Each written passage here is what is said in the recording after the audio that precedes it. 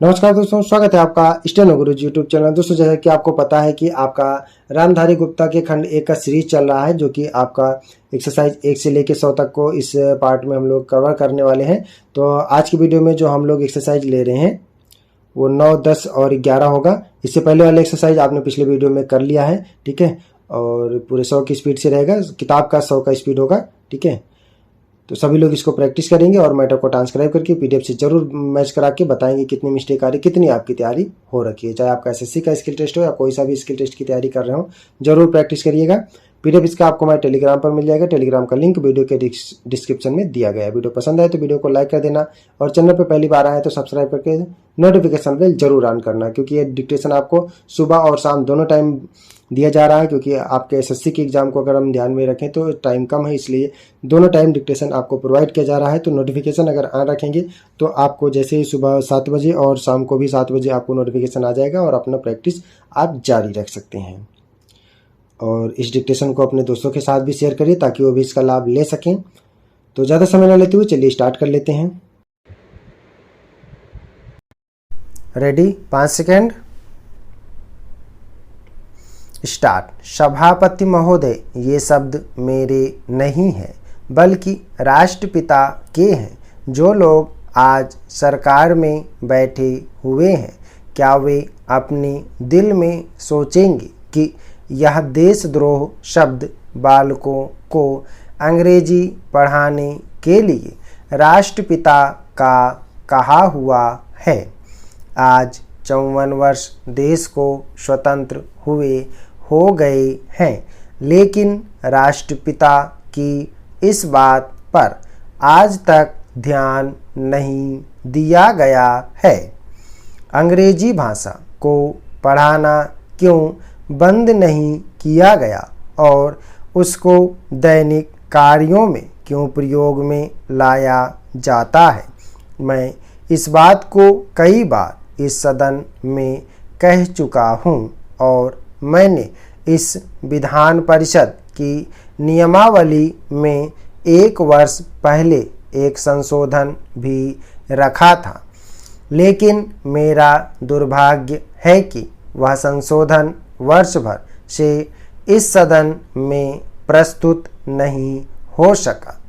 मेरी अपनी राय है कि कम से कम दैनिक कार्यों के लिए यदि सरकार अंग्रेजी भाषा पर बंधन लगा दे तो बहुत अच्छा हो और जो यह अनुशासनहीनता है वह भी समाप्त हो जाए।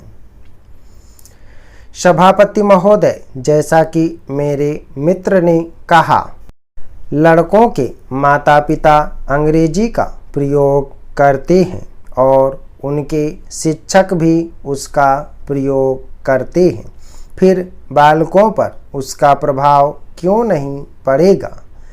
मैं उनसे सहमत हूँ कि बालकों में नकल करने की आदत होती है, जैसा वे अपने बड़ों को करते हुए देखते हैं वैसा ही वे करते हैं। अगर हम कोई बुरा काम करेंगे तो उसका प्रभाव बालकों पर अवश्य पड़ेगा। आप देखेंगे कि जिस मनोवृत्ति के माता पिता और शिक्षक होते हैं उसी प्रकार के बालक भी होते हैं। हम दूसरों को तो परामर्श दे देते हैं, लेकिन स्वयं उस पर अनुपालन नहीं करते। इसके साथ ही साथ हमको शिक्षा प्रणाली की ओर भी ध्यान देना है। शिक्षा के जिन तरीकों को आजकल अपनाया जा रहा है वे वास्तव में लाभकारी नहीं हैं। सरकार की ओर से इस प्रकार का आदेश होना चाहिए कि 14 वर्ष तक बालकों को अपनी मातृभाषा में ही शिक्षा दी जाएगी और दैनिक कार्यों में भी अंग्रेजी का प्रयोग नहीं होगा। इस प्रस्ताव में अनेक महत्वपूर्ण बातों की ओर ध्यान दिलाया गया है।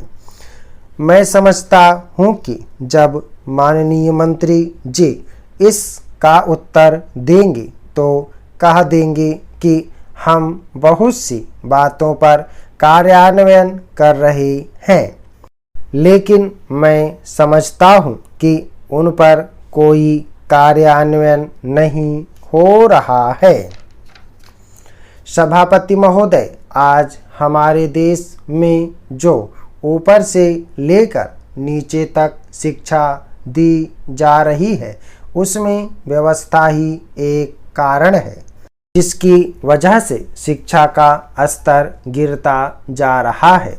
मेरा अपना विचार है कि जो शिक्षा प्रणाली है और जिस रूप में शिक्षा दी जा रही है, वही अनुशासनहीनता का भी कारण है।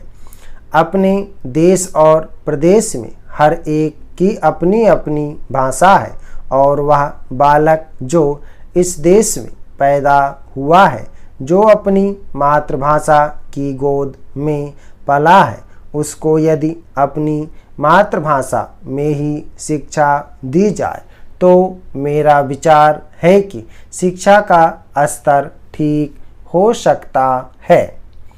जो सबसे बड़ी भूल और कमी सरकार के द्वारा दी जाने वाली शिक्षा के संबंध में हो रही है, वह यह है कि बालक की मातृभाषा में शिक्षा न देकर उसको उस भाषा में शिक्षा देने की व्यवस्था की गई है, जो हमारे देश या प्रदेश की भाषा कभी रही ही नहीं।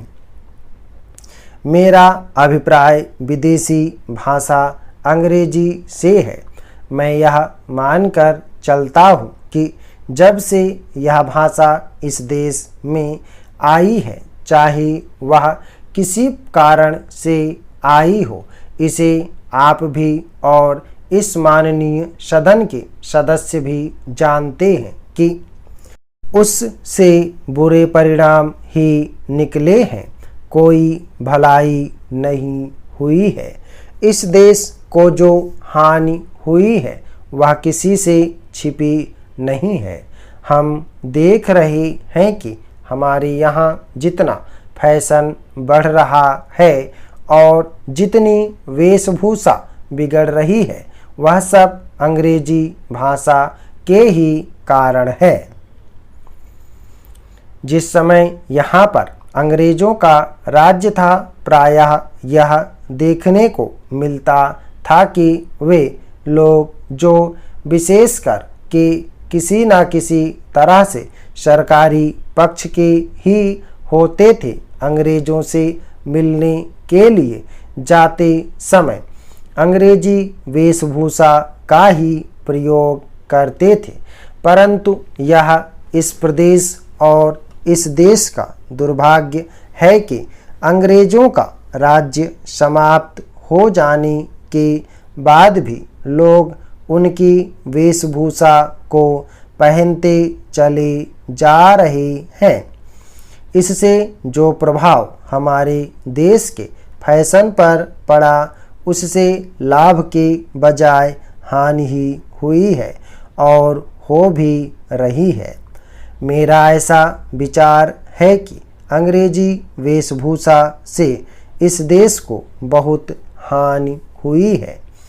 भारत की गौरवपूर्ण सभ्यता और संस्कृति के संरक्षण पर पर्याप्त ध्यान देने की आवश्यकता है। अध्यक्ष महोदय, मैं आपको एक और बात बतलाना चाहती हूँ और वह यह है कि कृषि विभाग को योजना आयोग ने बहुत गलत रास्ते में बिठा दिया है। उन लोगों के पास लड़ने के लिए दम नहीं है और देश में खाद्यान्न का उत्पादन बढ़ाने के लिए जो योजनाएं चाहिए और उनके लिए जो धनराशि चाहिए, वे उनको पूरी तरह संस्वीकृत नहीं करा पाते हैं। कृषि विभाग तो जमीन की तरह आधार होता है और उसी पर देश के लिए पर्याप्त अन्न पैदा करने का महान भार है।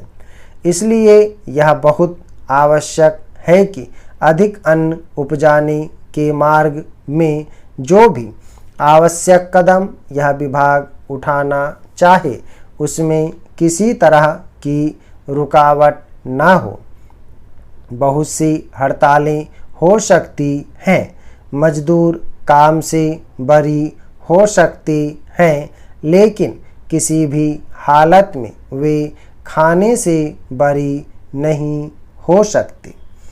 अब हम देखते हैं कि मिलों और कारखानों में हड़तालें हो जाती हैं, छुट्टी हो जाती है तो आम काम के दिनों की अपेक्षा लोग उन दिनों में ज़्यादा खाना खाते हैं, ज़्यादा दावतें करते हैं।